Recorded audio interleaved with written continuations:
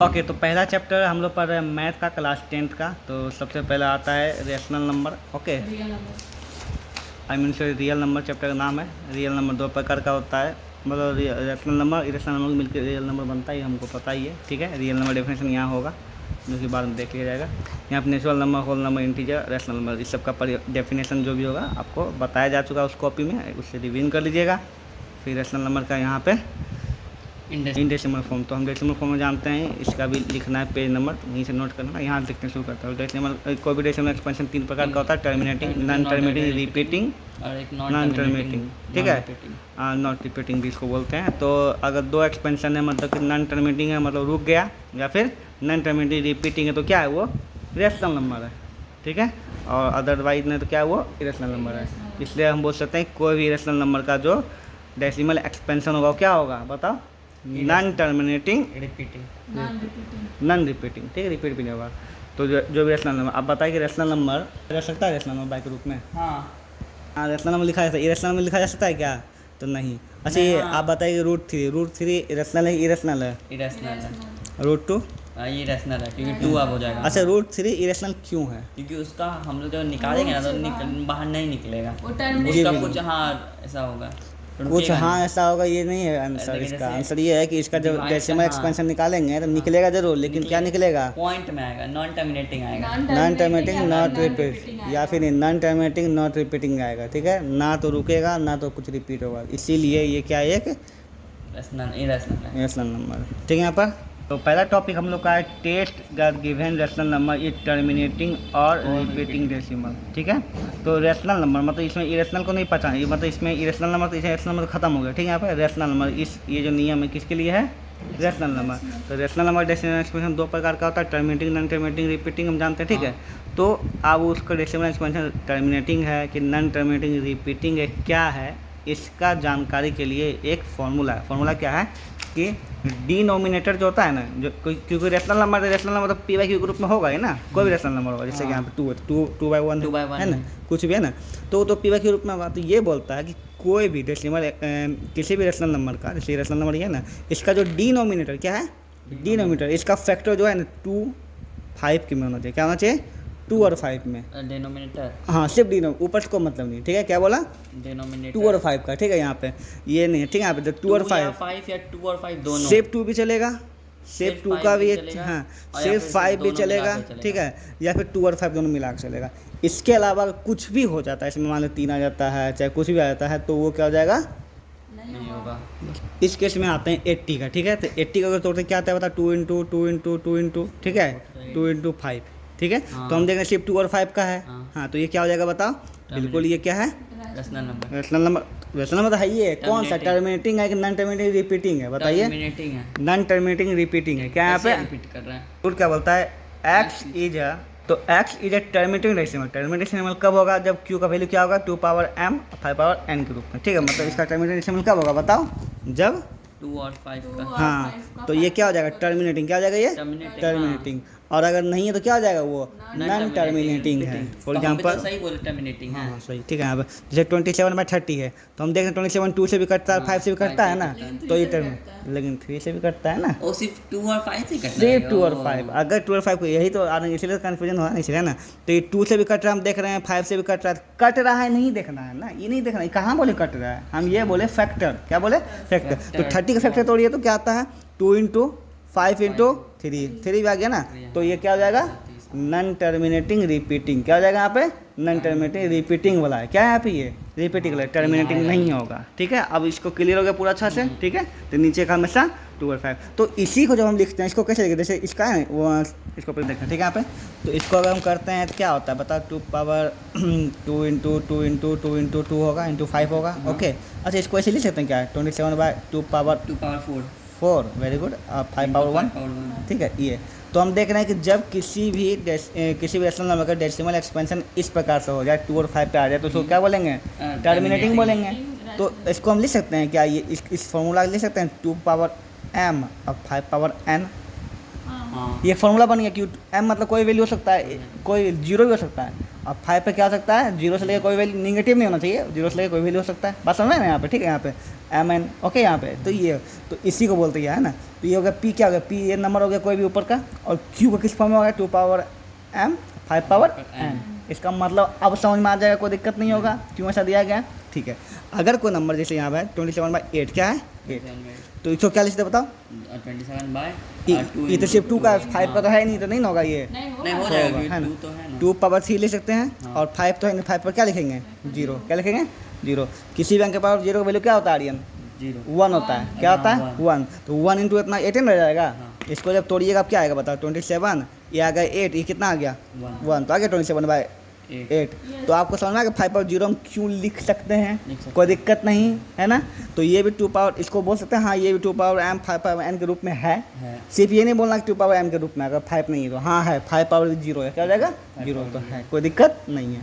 ये था पहला कन्फ्यूजन जो खत्म हो गया, मतलब दूसरा था थर्ड कन्फ्यूजन। तो थर्ड जो है कन्फ्यूजन ये हो सकता है कि हम एक नंबर देते हैं उसको बताना टर्मिनेटिंग नॉन टर्मिनेटिंग क्या है, ठीक है, यहाँ पे बताना, ओके। यहाँ पे जैसे मैं यहाँ पे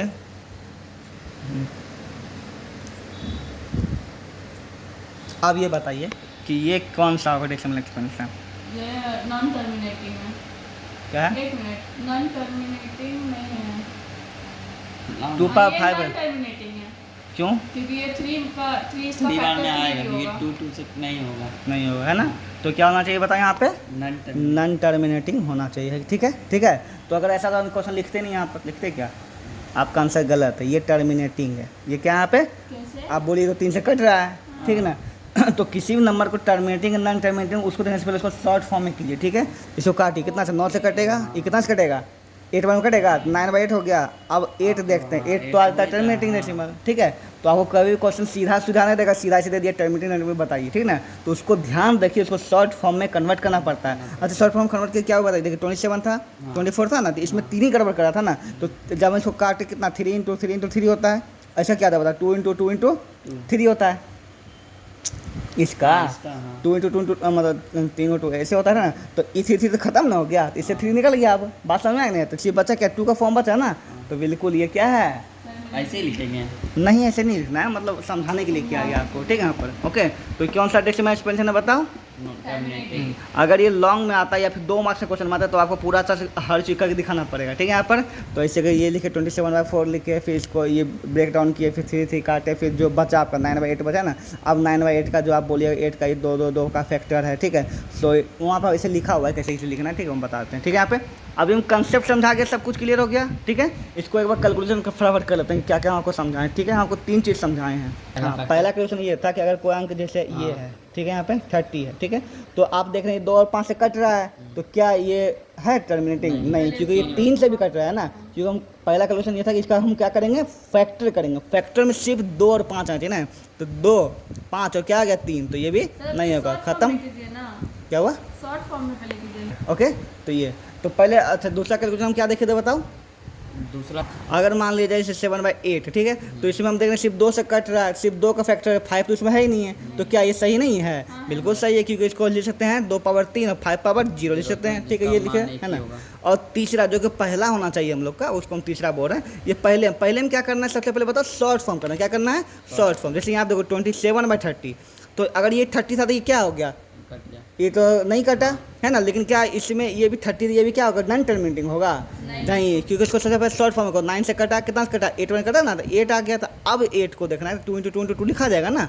इसको लिख सकते हैं 2 पावर 3 और 5 पावर 0 लिख सकते हैं ना। 9 1 बेटा, 8 1 बेटा, 9 × 27 8 × 24, अच्छा ये सॉरी 10 से कटे, हाँ। तो ये क्या हो जाएगा पता, 2 2 2 5 जा 10, तो 2 और 5 ग्रुप में आ गया ना यहाँ पे।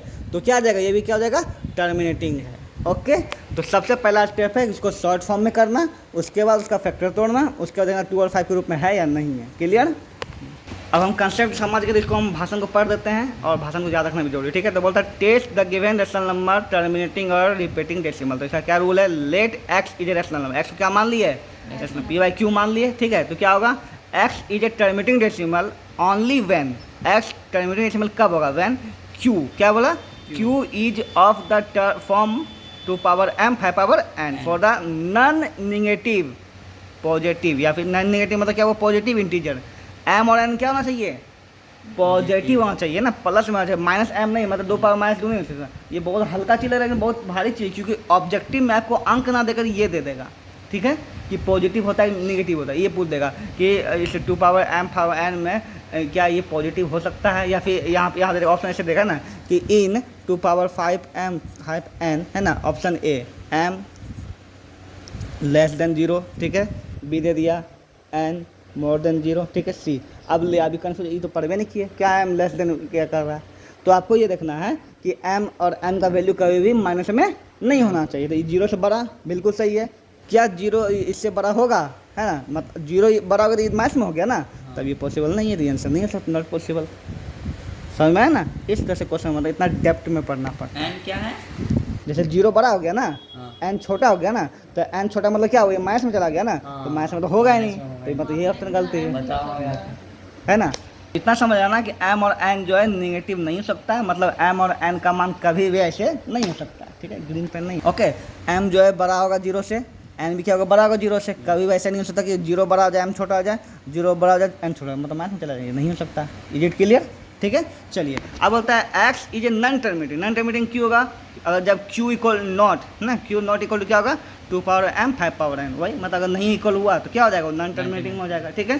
डेसिमल एक्सपेंशन 2 प्रकार का, टर्मिनेटिंग नॉन टर्मिनेटिंग, क्योंकि रेशनल नंबर है तो इसमें तो हो ही नहीं सकता, ठीक है, तो या फिर ये होगा या फिर ये होगा। पहचानने का नियम क्या है कि उसका q जो है इसके फैक्टर में हो जाए, ठीक है, कब, शॉर्ट फॉर्म करने के बाद, ठीक है, इन द शॉर्ट फॉर्म। तो एग्जांपल नंबर 1 आता है, इसी क्वेश्चन यहाँ पे 6 to 5 है, 6 to 5 को देख करके जो पढ़ा लिखा बच्चा होगा 6 to 5 को देख के बाद 5 का ही होगा, तो 5 × 5 × 5 4 बार लिखने पे होता है, 5 पर 4 हो गया, ठीक है। यहाँ पे तो इसको लिखना है 17 25 है नो कॉमन फैक्टर, पहले कॉमन फैक्टर नहीं है, कोई स्मॉलेस्ट फॉर्म नहीं, कॉमन फैक्टर नहीं है, खत्म हो गया, ठीक है। So it is simplest form, ठीक है। और उसके बाद उसको 625 को तोड़ दिए, 5 पर 4 हो गया, 5 पर 4 in the form of 2 power 5m 5m, है ना, जहाँ के m n 4 है, n क्या है 0 है, ओके, यहाँ पे तो उसको बैठा दिए, बस हो गया, हाँ, ठीक है।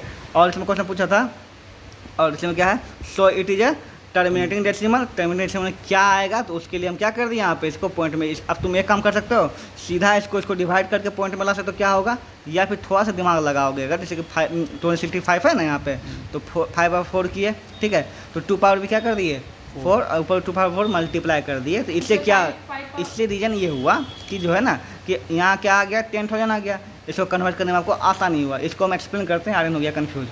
अब बताइए कि 17 पे नीचे 5 इसको कन्वर्ट करना आसान है पॉइंट में, कि इसको नीचे लगा करना आसान है ना, मतलब सॉरी इसको किसको ज़्यादा आसान है बताओ, इसको या इसको, नीचे वाला है ना, दोनों का आंसर इतने आएगा।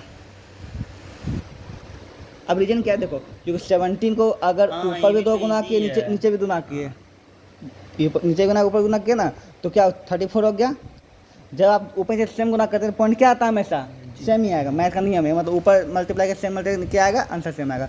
तो नीचे अगर हम नीचे 2 मल्टीप्लाई कर दिए तो उससे कुछ बिगड़ा नहीं मेरा, लेकिन ये हमको सुविधा हो गया कि कितना आ गया, 10 के फॉर्म में आ गया, किसी फॉर्म में आ गया 10 के, तो कन्वर्ट करने में आसानी हुआ। अब यही लेते हैं बड़ा अंक 17 और 6 to 5 लेते हैं, ठीक है। यहाँ पर अब 6 to 5 तुमको कैसे पता चले इसमें क्या मल्टीप्लाई करें हम, है ना, ये तो पता होना चाहिए, तो बिल्कुल तुमको पता है। देखो 17 5 पावर 4 है ना, तो 5 के को 4 है, अति 5 के को है 4 बार, तो 2 भी कितना बार लेंगे, समझो 10 10 10 बने जैसे जान, देखो 5 गुना 2, फिर अगर 5 गुना 2, फिर 5 गुना 2, और फिर 5 गुना 2, बात समझ रहा तब देखो, है ना, ये 10 10 10 10 बना जी। तो अगर 5 4 गो है तो उसको 10 में कन्वर्ट करने के लिए 4 2 भी 4 को लेना पड़ेगा, जैसे 10 है तो एक 0 के कितना 2 गुना 5 लिए, 1 2 1 5 लिए, उसी प्रकार से यहाँ पर 5 गो 4 गो है ना, अगर हम मान ली 2 पर 2 ही लेते हैं, ठीक है, तब भी नहीं होगा, क्योंकि ये हो जाएगा 4, ये हो जाएगा कितना हो जाएगा 625 हो जाएगा, कुछ और ही आ जाएगा, है ना, मतलब 1 0 अगर लाना है तुमको, 1 और 0 फॉर्म में लाना है, तो तुमको जितना 5 उतना ही 2 भी चाहिए, ठीक है। तो क्या हम इसके तरह ऊपर से सेम अंक से मल्टीप्लाई कर दें, तुम सीधा भी ला सकते हो, तुम हमारे 625 से भाग करते रहो, ऐसे 625 से भाग दो 17 में, आराम से करो, 0 पॉइंट नहीं लगा, फिर 0 पॉइंट नहीं लगा, ऐसे कर करो। या फिर तुम्हारे पास सुविधा है कि इसमें क्या करें, 4 से इसमें मल्टीप्लाई कर दिए, इसमें किससे मल्टीप्लाई कर दी, 2 4 से मल्टीप्लाई कर दी, ठीक है। तो नीचे देखो, अब इसको देख के वैसे तो कितना आएगा, इसको बिना मल्टीप्लाई किए हुए कितना 0 आएगा 1 पे, देखो 1 पे 4 0, 1 5 और 2 को जोड़ा क्या बताता है, 1 0 बताता है ना, तो के गो है अंक है 4 गो, तो 1 पे कितना 0 आएगा ठीक है। पाँच और- होता, पाँच होता। हाँ 5 को होता, ये 5 होता, ये 5 होता, 5 जीरो हो जाता। अगर ये 3 होता, 3 होता, 1000 हो जाता। बस समझ में ना यहाँ पे। अगर हम तुमको बोले कि 1000 को 2 into 5 के रूप में क्या तो 2 power 3 और 5 power 3, क्यों 3 जीरो है ना, तो 3 को 10 10 10 मिलकर बनाओगा ना, 10 10 10 मिलकर 1000 बनाओगा ना, 10 10 10 3 बार। क्लियर, कोई दिक्कत नहीं। तो वही यहाँ पे हुआ। अब इसका 2 power 8 का वैल्यू कितना होगा, 2 4 16, 17 गुना 16 कर दो, जो भी आंसर आता है वहाँ पे लिख के इसको पॉइंट में कन्वर्ट कर दो, 2 7 2 आएगा, कन्वर्ट हुआ 0.0272। अब ऐसे डिवाइड दो या फिर ऐसे करो, समझ में आ गया। तो यहाँ पे ये क्यों किया, क्योंकि 5 के 4 को था, तो 2 भी 4 को ले लिया, इससे क्या होगा 10,000 में बदल गया, और ऊपर भी गुना कर दिया, उसने 16 16 17 कर देना हो गया, बस इसको 16 गुना 17 करना पड़ा, इसलिए इसको किया। ठीक।